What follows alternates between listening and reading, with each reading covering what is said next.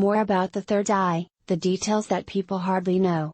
A useful hint is to consider the eye as a patch or a 50-cent coin on the forehead. In reality, the third eye is more like a pipe or a tunnel, going from the area between the eyebrows to the occipital bone at the back of the head. The tunnel of the third eye. All along the tunnel are a number of centers of energy, through which one can connect with different worlds and areas of consciousness. This explains why different systems may locate the third eye in different places. Each of them chooses a different center along the pipe, or even a structure of energy adjacent to the tunnel, as a reference point. Another important point to keep in mind is that the third eye is not physical. The grossest part of the third eye is a structure of energy belonging to the etheric body or layer of life force.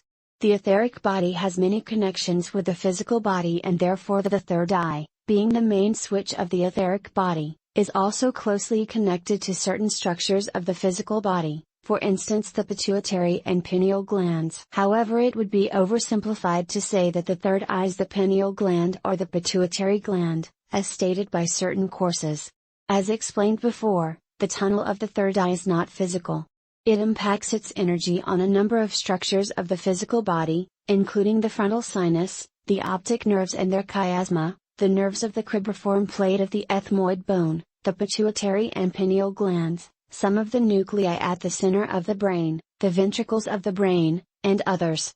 It would be far too simplistic and limiting to pick one of these physical structures and label it third eye. Once more, the third eye is not physical, it is an organ of energy. It may have some privileged connections with certain physical structures, but it cannot be limited to any of them. In the beginning, do not worry about any other part of the tunnel, just remain aware between the eyebrows. One has to start somewhere, and this particular center between the eyebrows has the great advantage of creating a protective energy all around you in your aura as soon as you activate it. Other centers of the pipe will be introduced later.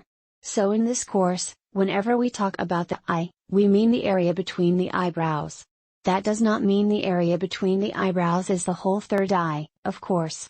But in the early stages of our training, it is the area we will use and develop as the main switch, the place to remain aware of permanently.